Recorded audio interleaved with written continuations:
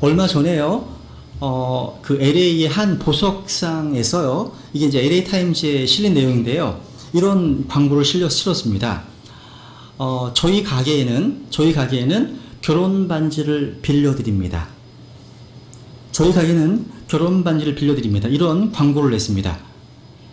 이것은 보통 사건이 아닙니다. 결혼 반지를 빌려주겠다는 것은 결혼이 오래가지 않으니까 반지를 구매할 필요가 없다는 겁니다. 그래서 적당히 빌려서 갖고 있다가 되돌려주면 된다는 생각입니다. 그런 광고예요. 여러분, 또 종종 신문이나 또 SNS에서 이런 거 보잖아요. 우리 앞으로 예쁘게 살게요, 지켜봐 주세요 라고 하는 뭐 연예인 커플들의 결혼식을 듣곤 합니다. 그러면서 이제 그들이 이제 살아갈 신혼집을 보여주면서 아주 마치 꿈같은 미래가 펼쳐질 것처럼 이제 보도합니다. 아주 뭐 세련되고 실용적인 주방, 아주 또 럭셔리한 침실, 또 아주 넓은 거실, 또 신부의 센스가 돋보이는 각종 인테리어, 그죠? 그래서 그걸 보는 시청자들은 그 모습 보면서 결혼이란 바로 저런 것이구나 라는 생각을 은연중 갖게 됩니다.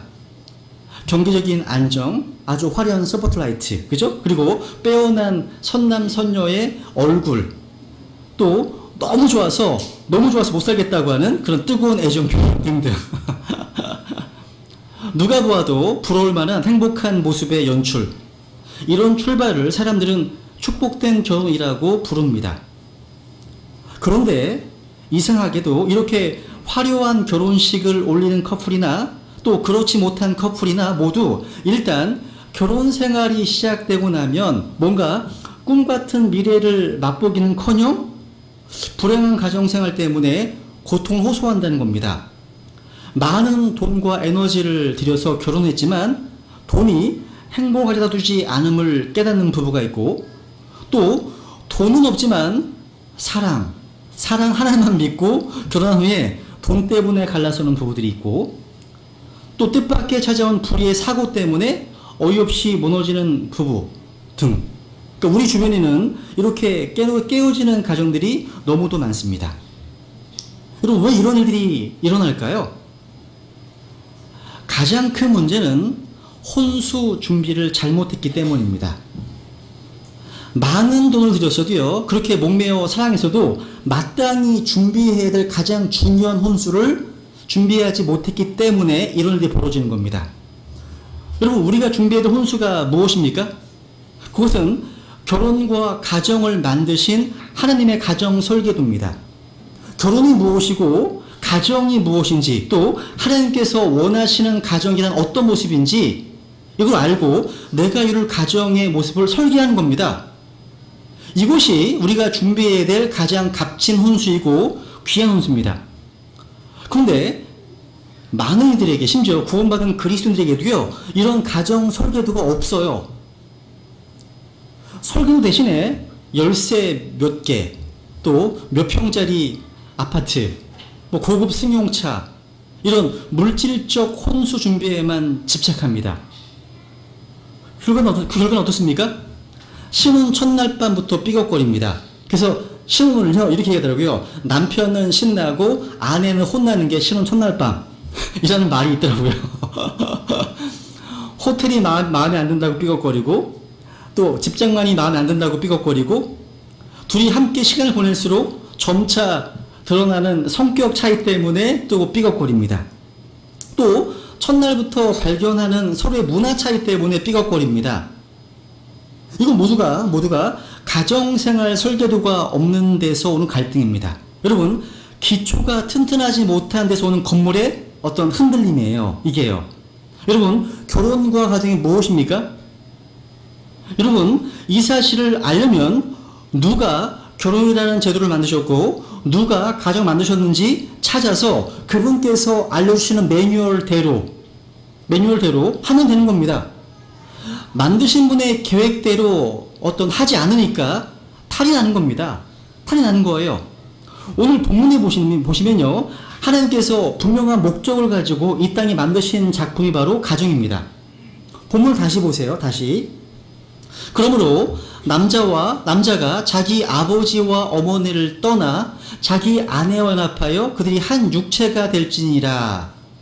우리는 지난번에 성경을 통해서 결혼은 누가 하는 것이고 결혼의 목적은 무엇이고 또 이 결혼이라는 것이 계약이 아니라 언약 관계라는 사실을 증언했습니다. 오늘 이 본문 말씀을 통해서 성경에서 얘기하는 결혼이 무엇인지 깨닫게 됩니다. 이 결혼과 관련된 이 메시지는요, 이미 결혼해서 가정을 이루신 분들에도 필요한 말씀입니다. 그러니까 나의 결혼 생활 현재 성경 말씀대로 이 매뉴얼대로 흘러가고 있는지를 점검할 수 있기 때문입니다.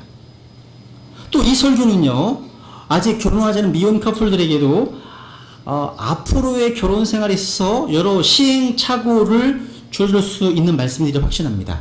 미리 알고 나면. 여러분, 이제 이 창세기 2장 이 본문을 통해서 결혼이 무엇인지 오늘은 한 단어에 좀 포커스를 두면서 한 가지 말씀드리겠습니다. 여기 보시면 남자가 자기 아버지와 어머니를 떠나. 여기 이 말씀에서 제일 먼저 나온 동사에 주목해 보세요. 따라해 보세요. 결혼은 부모를 떠나는 것이다. 결혼은요, 아버지 어머니를 떠나는 것입니다. 남자가 자기 아버지와 어머니를 떠나. 이 말씀에 주목해 보시기 바랍니다. 결혼은 사람이요 부모를 떠나는 겁니다. 남자도 떠나고 여자도 부모를 떠나는 것이 결혼입니다. 누군가는 결혼을 하면 부모님 집을 떠나야 하나요? 묻기도 합니다. 물론 부모님 집을 떠나는 것을 이해할 수 있습니다. 그런데 이것이요, 문자적으로 부모님 집을 떠나는 것을 의미하는 것은 아닙니다. 여러분, 부모님과 함께 살면서도 부모님을 떠나는 결혼이 있고, 부모님 집을 나와 따로 살면서도 부모를 떠나지 못한 경우도 있습니다. 떠난다는 문자로 떠나는 거예요. 떠나면 함께 하던 사람들, 어떤 사물들, 장소들은 뒤에 남겨지는 거죠. 사람이 부모를 떠나면 그 부모는 뒤에 남긴다는 사실입니다. 우리가 먼저 떠난다는 사실을 찾기 위해서 성경이 말씀하고 있는 부모와 자식과의 관계를 한번 살펴보겠습니다. 한번 에베소 6장을 보겠습니다. 에베소 6장 1절과 2절입니다.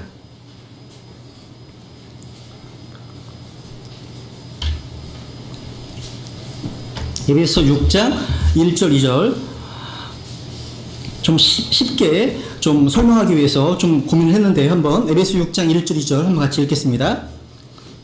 시작. 자녀들아, 주 안에서 너희 부모에게 순종하라. 이것이 옳으니라. 내 아버지와 어머니를 공경하라. 그것은 약속 있는 첫째 명령이니.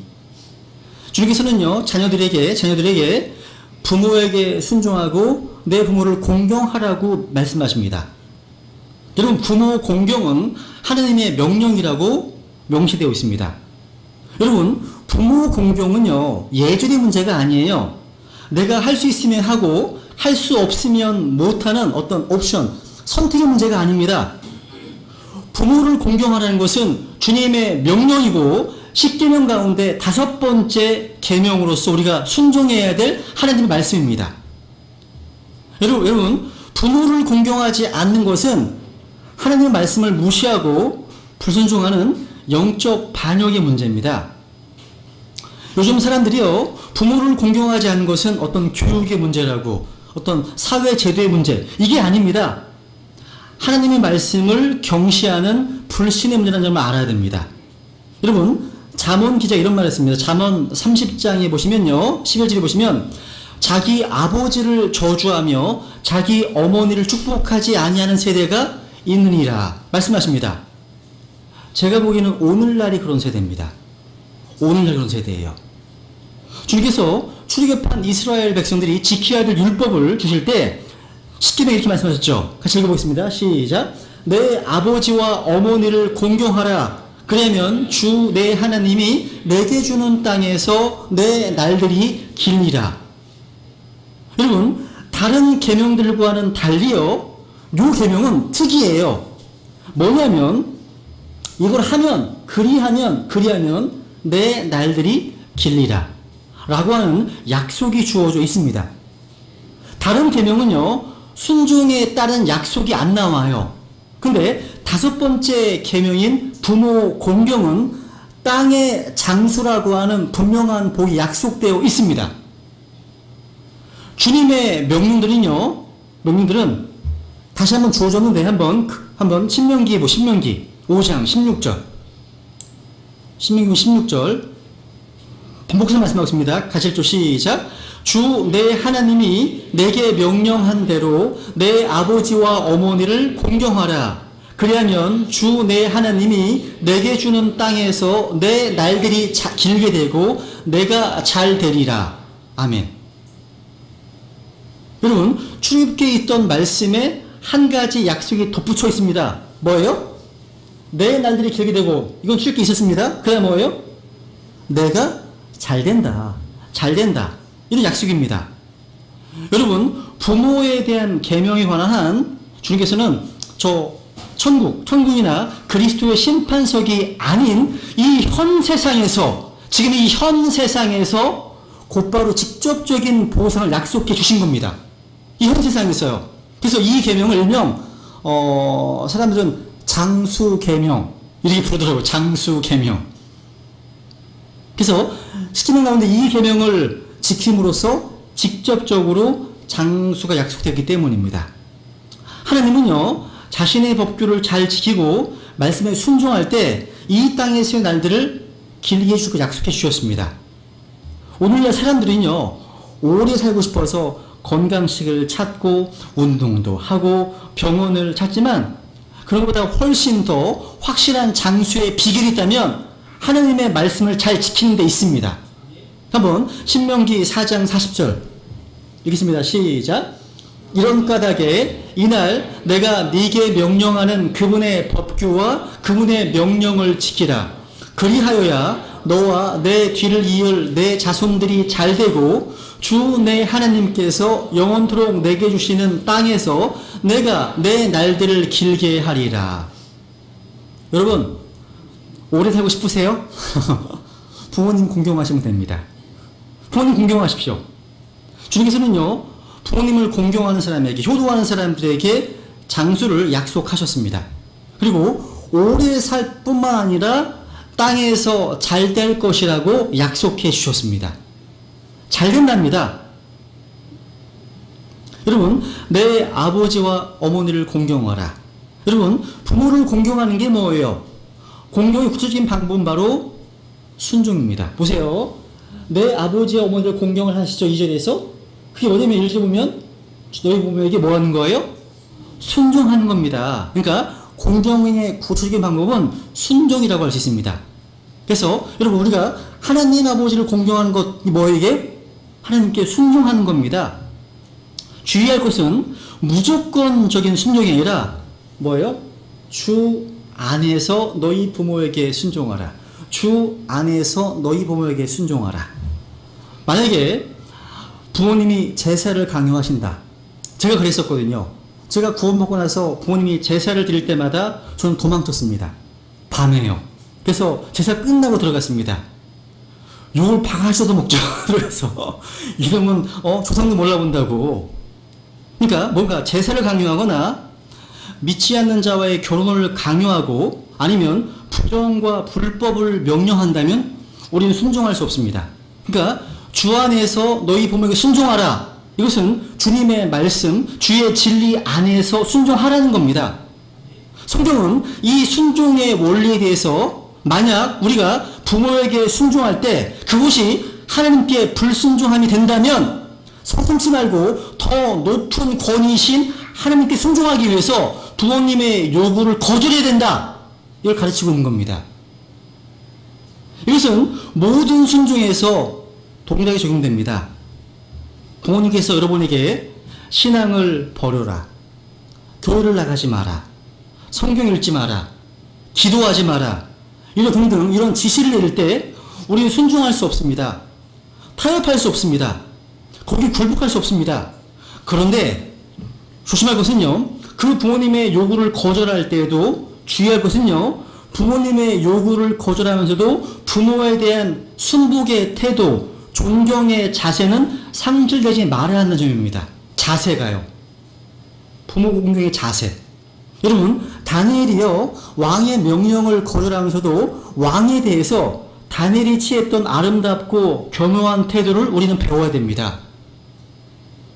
이게 부족할 수가 있어요. 균형을 이룰 수가 있다는 거죠. 그 정신 태도를요. 어쨌든 하나님께서는요, 자녀들을 향해서 부모에게 순종하라고 명령하셨습니다. 이걸 좀 더 쉽게 설명해 볼게요. 여러분, 부모에게 순종하라는 것은요, 쉽게 말하면 부모님이 결정하면 자녀된 너희는 그 결정을 따르라, 그 말입니다. 그 뜻이에요. 그러니까 부모에게 순종하는 말씀 가운데는요, 부모가 자녀들의 결정권자라는 의미가 들어있습니다. 따라해보세요. 부모가 자녀의 결정권자이다. 무슨 얘기냐면 부모님은요, 하나님께서 자녀들 위에 세우신 권위로서 결정권자입니다. 지금 아직 결혼하지 않은 미혼인 사람들의 결정권은 누굽니까? 부모님입니다. 그래서 부모님의 결정을 하면 그 결정이 하나님의 결정과 다르지 않는 한 어떻게 됩니까? 따라야 됩니다. 이것이 성경의 가르침입니다. 성경이 얼마나 순종을 강조하는지 신명기 21장을 읽어보겠습니다. 한번 읽어보겠습니다. 신명기 21장. 신명기 21장 18절로 21절까지입니다. 우리 같이 한번 읽겠습니다. 시작. 어떤 사람에게 고집이 세고 반항하는 아들이 있는데 그가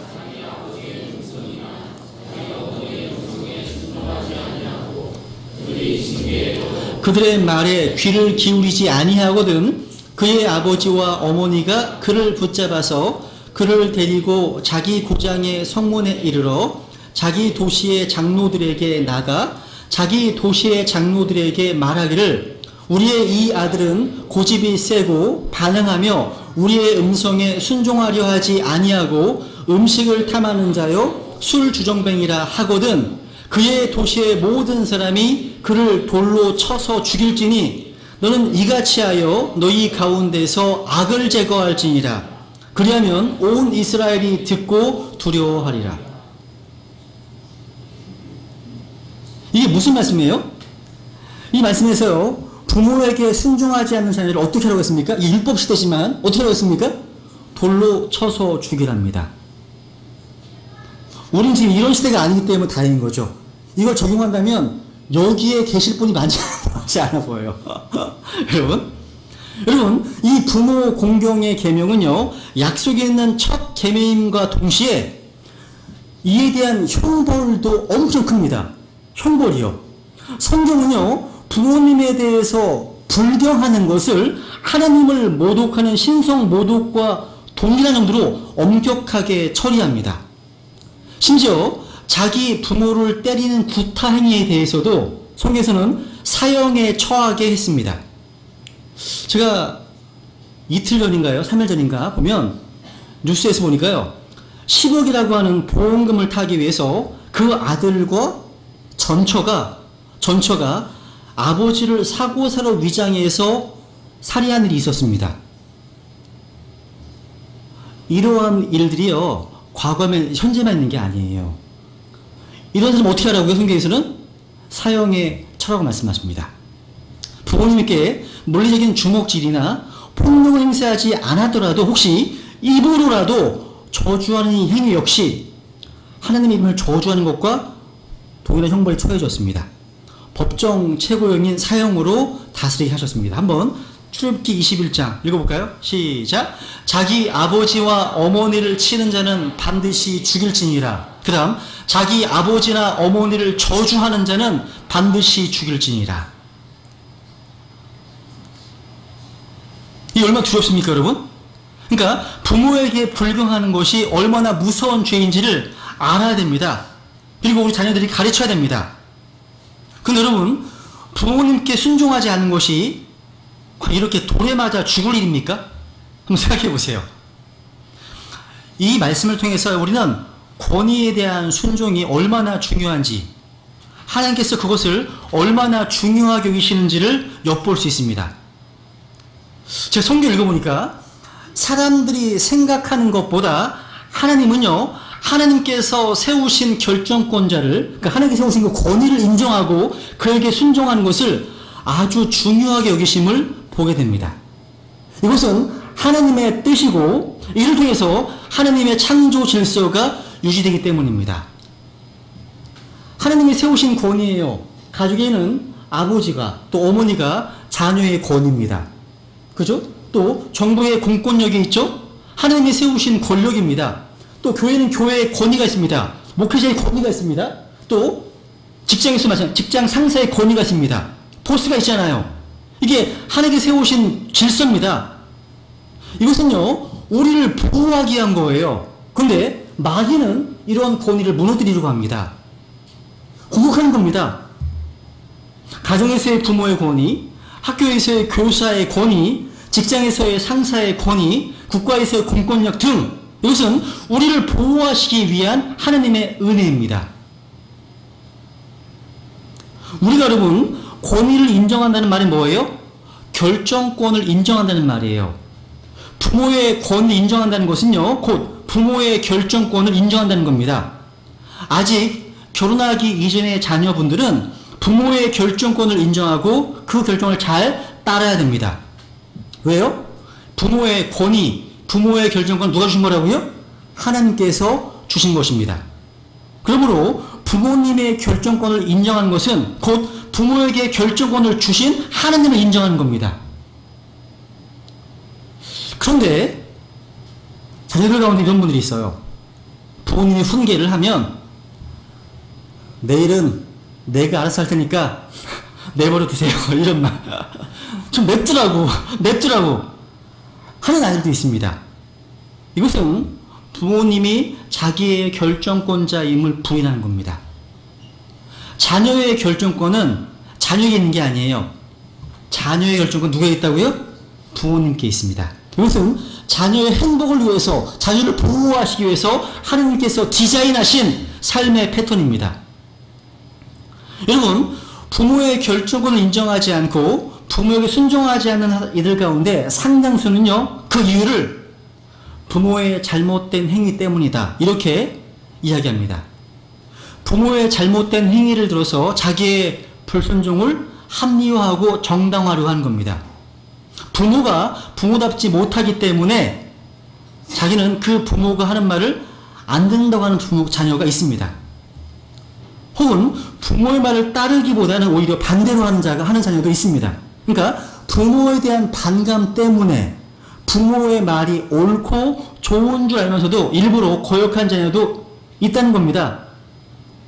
이런 불상사를 막기 위해서라도 부모님들은 자녀들이 부모의 말에 순종하는 데에 장애가 되는 일을 하지 말아야 됩니다. 성경은 부모님이 이렇게 말씀하고 있죠. 에베소 6장 4절 같이 읽죠. 시작. 또 너희 아버지들아, 너희 자녀들을 노엽게 하지 말고 오직 주의 교육과 훈계로 양육하라. 오늘날 부모의 최대 관심사는 단연코 자녀 교육입니다. 부모들은 어떻게 자녀들을 양육해야 됩니까? 그들을 뭐 하지 말라고요? 노엽게 하지 말고, 아이들을 위협하거나 윽박지르고 욕하고 자기의 어떤 감정, 분풀이 대상으로 삼는 것도 금지됩니다. 이와는 반대로요, 요즘 대부분의 부모들이 자녀들을 친절하고 상냥하게 대하는 정도를 넘어서서 과잉보호를 합니다. 그래서 왕자로, 공주로 대하는 것도 바람직하지 않습니다. 성경 말씀하십니다. 오직 주의 교육과 훈계로 양육하라. 주의 교육과 훈계로 양육하라. 주님은 모든 부모님들이요, 자녀들에게 주의 말씀과 교육을 가르치는 선생으로 부르셨습니다. 교육은 립 서비스가 아니에요. 말로만 되는 게 아니에요. 본을 보여주는 교육이 진짜 교육입니다. 본이 되지 못하면서 자녀에게 어떤 결정권 행사를 할 때 자녀가 노엽게 될 수 있고 또 결정을 따르는 것이 고통스러울 수 있다는 겁니다. 한번 이제 자녀들 입장에서 생각해 볼게요. 만약 하나님께서 본이 되는 부모의 말은 순종하고 그렇지 못한 부모의 말은 순종하지 않아도 된다고 했다면 자녀들은요, 부모를 판단해서 순종할지 순종하지 말아야 될 것인지를 결정하면 됩니다. 근데 성경은 그렇게 가르치지 않습니다. 모범이 되는 부모의 결정권도 인정하고 순종해야 되겠지만 모범이 보이지 않는 부모의 결정권도 인정하고 존중해야 합니다. 자녀들은요, 본을 보이는 부모에게도 순종해야 되고 본을 보이지 못하는 부모에게도 뭐 해야 된다고요? 순종해야 됩니다. 본이 되지 못하고 지탄의 대상이 되는 부모의 결정도 인정하고 그 결정에 순종해야 한다는 겁니다. 왜 그렇습니까? 이것은 자녀에게 말씀하신 하나님의 명령이기 때문입니다. 에베소 5장에 보시면요, 하나님께서는요, 가족 구성원들을 향해서 각각 이렇게 하라 저렇게 하라고 명령하십니다. 근데 그런 말씀 하시기 전에 이렇게 말씀하십니다. 같이 읽어볼까요? 시작. 술 취하지 말라. 거기에는 과도함이 있나니 오직 성령으로 충만하라. 오직 성령으로 충만하라. 이 말씀 먼저 하셨습니다. 즉 성령 충만을 받아야만 가능한 일들이기 때문에 하나님께서는 가족 구성원들에게 이렇게 저렇게 하라고 명령하시기 전에 이 말씀을 하신 겁니다. 여러분, 모범이 되는 부모의 결정권을 인정하고 그 결정권에 순종한 것은 어쩌면 성령 충만하지 않아도 가능할 겁니다. 근데 본이 되지 못하고 또 그 삶이 자녀가 보기에도 아닌 그런 부모의 결정권을 인정하고 거기에 순종하는 것은 사람의 의지로는 할 수 없는 일일 수 있습니다. 그건 성령으로 충만해야 가능하기 때문입니다. 그래서 우리는 성령 충만을 주님 앞에 구해야 됩니다. 성령으로 충만해야만 부모와 자식과의 관계, 부부 간의 관계, 또 직장에서의 어떤 여러 관계들이 회복될 수 있습니다. 무너진 관계, 파괴된 관계 회복될 수 있는 키워드가 뭐예요? 바로 성령 충만입니다. 성령 충만을 좀 기도하셔야 됩니다. 그렇다면 여러분, 부모님께서 영원한 결정권자일까요? 아닙니다. 부모님은 자녀들의 영원한 결정권자가 아닙니다. 이 결정권에 변화가 찾아올 때가 있어요. 그때가 언제라고요? 자녀가 결혼할 때입니다. 자녀가 결혼하면 부모의 결정권에 변화가 생깁니다. 자녀의 결정권자였던 부모가 그 결정권을 자녀에게 넘겨주는 날이 바로 무슨 날이에요? 결혼식 날입니다. 그런 의미에서 이 결혼식은 결정권 이양식 날입니다. 이렇게 결정권을 넘겨주고 나면 부모님은 뒤에 남겨집니다. 여러분, 결혼하기 전에는요, 부모님께서 결정권자로서 절대적 위치에 있었습니다. 하지만 자녀의 결혼을 통해서 그 위치가 바뀌어요. 변동됩니다. 결정권자에서 이제 참고인으로 또 조언자로 바뀌는 겁니다. 결혼 전에는 부모님이 결정하는 대로 자녀는 따랐습니다. 그런데 결혼한 후에는 부모님의 말씀을 참고해서 그 자녀가 결정을 합니다. 이것이 사람이 부모를 떠나는 겁니다. 결혼한 후에는 결정권자가 바뀌는 거예요. 부모에게 있었던 결정권이 자녀에게로 넘어온 겁니다.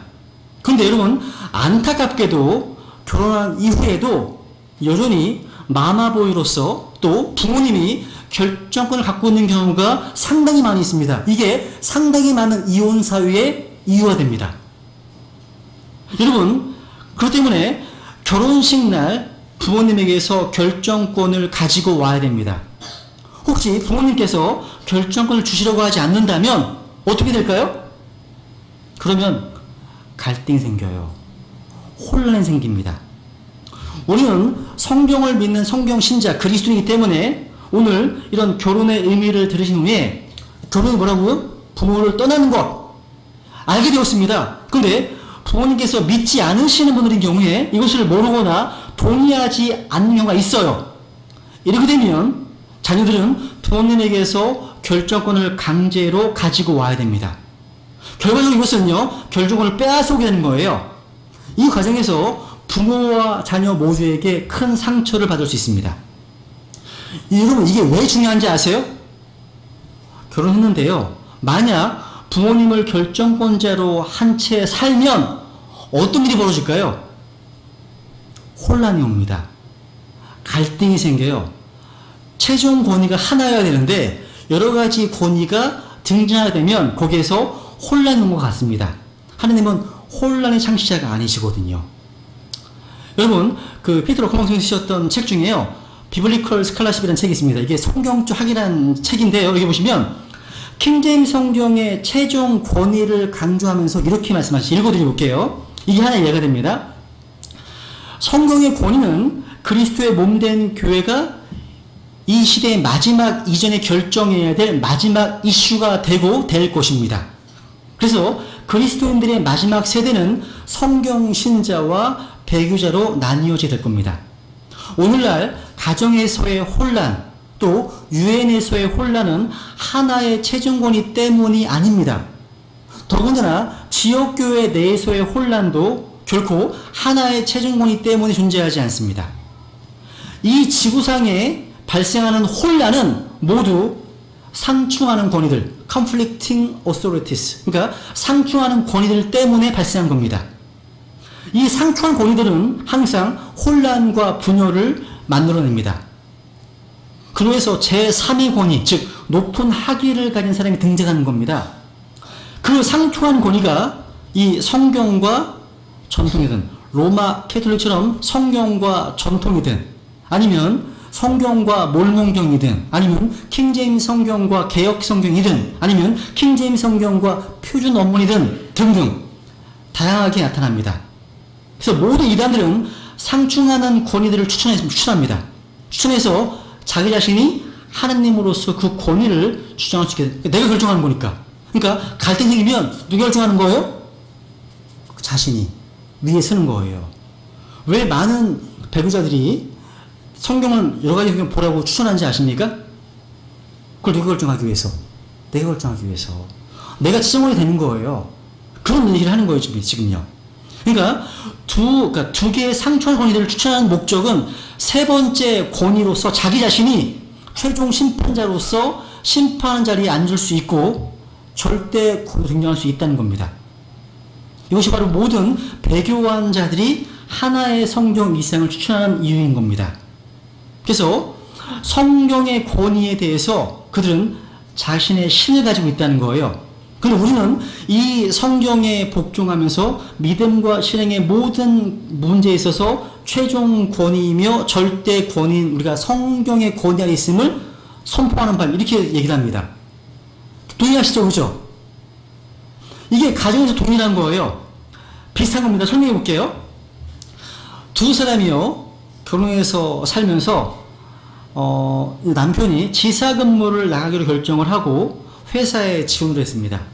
근데 어머니께서 그 얘기를 들으시고 그거 안 된다고 하시면서 지사근무 나가지 말라고 국내에서 근무하라고 결정해서 알려왔습니다. 어떻게 하실 겁니다?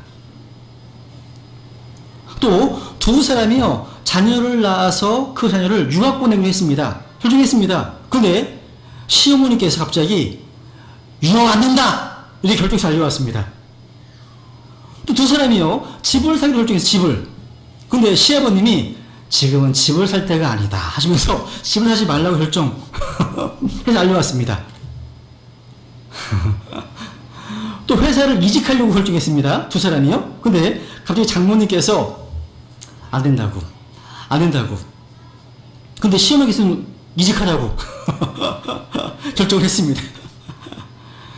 이런 일이 한두 번도 아니고 거의 매사를 만약에 양쪽 부모님으로부터 결정을 받아서 한번 한다고 가정해 보세요.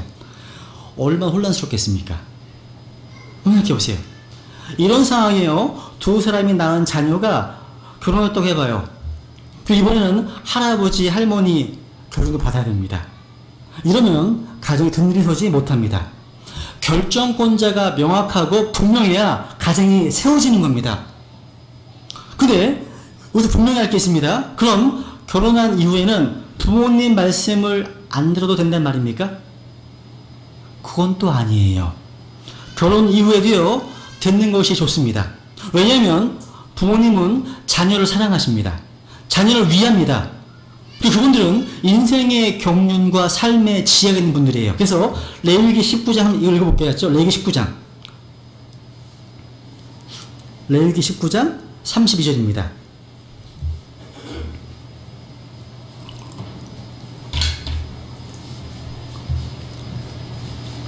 가실죠. 시작. 너는 흰머리 앞에서 일어서고 노인의 얼굴을 공경하며 내 하나님을 두려워하라. 나는 주니라. 그래서 흰머리 앞에서 일어서고 노인의 얼굴을 공경하라 말씀하십니다. 그래서 부모님이 해주시는 말씀들을 잘 듣는 것이 잘 사는 비결 중에 하나입니다. 하지만 결혼한 이후에는요, 부모님 말씀을 듣는 것이 결정권자의 결정에 따른다는 의미가 아닙니다. 나를 사랑하고 나를 위하시는 부모님의 어떤 말씀, 인생의 경륜이 깊은 분의 말씀을 내가 따르게 결정하는 겁니다. 그러니까 같은 부모님 말씀을 듣는 것이지만 결혼 전과 후는 결정을 누가 하느냐 차이가 있습니다. 즉 결정권이 핵심이라는 거예요. 이해가시죠? 이해가시죠? 이 결정권은요, 결혼뿐만 아니라 우리의 신앙과 대인관계에서도 핵심이에요. 여러분, 마지막 시대의 특징이 무엇입니까? 불법이 성행함으로 사랑이 식어지는 겁니다. 그 중에 가장 두드러진 특징이 뭐냐면 자식들이 부모님의 권위 아래에서 탈피하고 대적하는 겁니다. 자식이 부모에게 불순종하고 무시하고 말을 듣지 않습니다. 이게 마지막 시대의 특징이에요. 미가서 7장 6절을 보겠습니다. 같이 읽죠. 시작.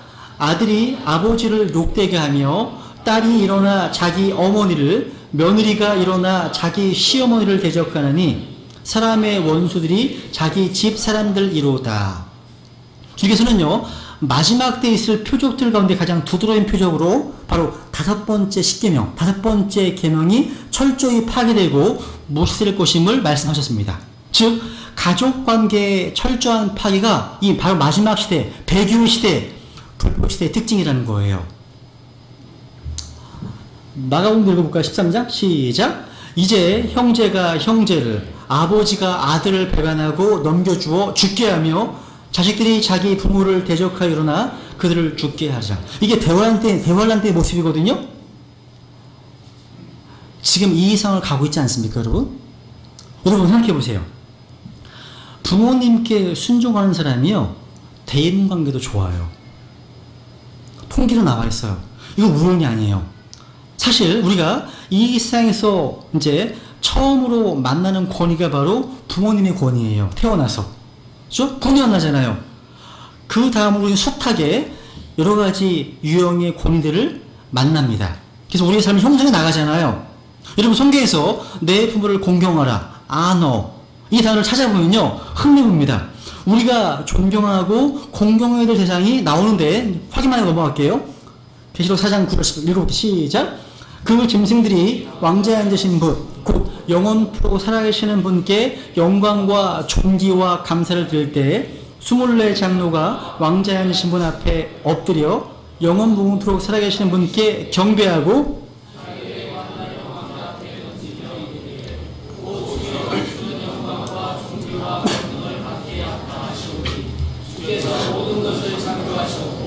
또 그것들이 주를 기쁘게 하려고 존재하며 창조되었나이다 하더라. 보시면 영광과 존귀와 감사를 때, 존귀란 말이 아노입니다. 공경, 그죠? 아노입니다. 그러니까 하나님을 공경하는 거죠. 뿐만 아니에요. 이 아노란 말이요, 아내에게도 쓰여요. 데살로니가전서 4장 4절에 보시면 아내를 더 약한 그릇이요 또 생명의 은혜를 함께 상속받을 자로 여기고 뭐라고요? 존중하라는 말이 giving honor입니다. honor예요. honor. 또 디모데전서 6장 1절에 보시면 맞습니다. 6장 1절에 보시면 멍에 안에 있는 종들은 다 자기 주인들을 모든 존경을 받게 합당 여길지니 이것은 하나님의 이름과 그분의 교리가 모독을 받지 않게 하려 함이라 말씀하십니다. 그러니까 직장 상사에 대해서도 존중해야 될 말씀하고 있습니다. 그리고 디모데전서 5장 17절에 보시면 잘 다스린 장로들을 2배나 존경할 자로 여기되 특별히 말씀과 교를 가르치는 수고하는 자들에게 그리할지니라. 그러니까 말씀의 사역자들에 대한 존경을 말씀하고 있죠. 이런 뜻이요, 우리 위에는요 여러 권위들이 있습니다. 부모의 권위를 비롯해서 직장 상사의 권위, 또 목자의 권위, 또 국가의 권위, 교사의 권위 등등 있습니다. 근데 이러한 권위들과의 바람직한 조화를 위해서 요청되는 최고의 덕은 한마디로 뭐예요? 순종입니다. 순종. 그래서 로마서 13장 1절 같이 읽죠. 시작. 모든 혼은 더 높은 권력들에 복종할지니 하나님으로부터 나지 않은 권력이 없으며 이미 있는 권력들도 하나님께서 임명하셨느니라. 여러분 운전하시다가 교통법규를 위반하셨어요. 경찰이 세웁니다. 탁 인사하잖아요. 그죠? 그때 여러분 속으로 파리가 나타나네. 파리. 이렇게 얘기하지 마세요. 하나님께서 임명하신 권력자예요. 사역자예요. 사역자. 국가 공권력이잖아요. 그게 어쩌라고요? 복종하라고 말씀하세요. 순종하라는 거예요. 여러분요. 중요한 사실은 부모에 대한 순종을 바르게 배운 사람이 하나님 아버지께도 올바로 순종할 수 있다는 것. 이 중요합니다. 또 결정권자로서 하나님께서 세우신 권위에 순종하는 것이 몸에 밴 사람은요, 어디를 가든지 또 누구를 만나든지 어떠한 조직에 들어가든지 자기 직 위에 있는 권위, 이 권위 결정에 순종하게 되어 있습니다. 그 성경에는 순종의 영이 있고 반대로 반역의 영이 있어요. 반역의 영. 순종의 영이 몸에 배어있는 사람들은요, 사람들에게 은총을 받고 귀 여김을 받습니다. 이거 당연한 거예요. 저는 베네심내교회 모든 성도님들께서 이 세상의 영으로서 반역의 영이 아닌 권위에 복종하는 순종의 영으로 모두가 옷 입게 되기를 바랍니다. 여러분, 우리의 최종 결정권자는 누구예요? 주님이십니다. 사실 우리가 받은 구원도 주인이 바뀐 것이라고 표현할 수 있습니다. 우리가 예수님의 십자가 대속을 통해서 우리가 예수님 믿었다는 것은요, 예수님을 내 인생의 주인으로 모신 겁니다. 원래 구원받기 전에는요, 내가 내 인생의 주인이었어요. 그런데 구원은 뭐예요? 주인이 바뀐 거예요. 바로 예수 그리스도가 바로 나의 주인 되신 겁니다. 주인이 바뀐 거예요. 주인이 바뀌게 되면 삶이 바뀔 수밖에 없죠. 주인이 바뀌는데 삶이 안 바뀌어. 이게 이상한 거죠. 말이 안 되는 겁니다. 맞습니다. 여러분, 예수님을 주인으로 모신다는 건 뭐예요? 다른 말로 하면 그 예수님을 나의 결정권자로 모신 겁니다. 나의 최종권을 모신 거예요. 구원받기 이전에 내가 나의 결정권자가 되어 살던 삶을 이제는 청산하고 주 예수님을 나의 결정권자로 모시고 그 주님의 결정에 따른 삶, 이게 바로 그리스도인의 삶인 겁니다. 그래서 여러분, 구원받은 성도의 삶은 한마디로 나의 결정권자이신 주님의 결정을 따라 사는 삶입니다. 이렇게 여러분, 결혼을 하는 것, 결혼과 주님을 믿는 것은 참 많이 닮았어요. 그렇게 여러분, 결혼생활은 신앙생활 하듯이 하면 되고 신앙생활은 결혼생활 하듯이 하면 되는 겁니다. 어렵지 않습니다. 그죠? 결혼은 부모님을 떠나는 겁니다. 오늘 우리 들으신 말씀을 좀 기억하시면서 우리 모두 성경에서 말씀하고 있는 결혼 매뉴얼에 따라서 우리의 가정을 든든한 반석 위에 세울 수 있도록 결단하시고 이 시간 성령 충만의 은혜를 구하는 시간을 갖겠습니다. 기도하시겠습니다.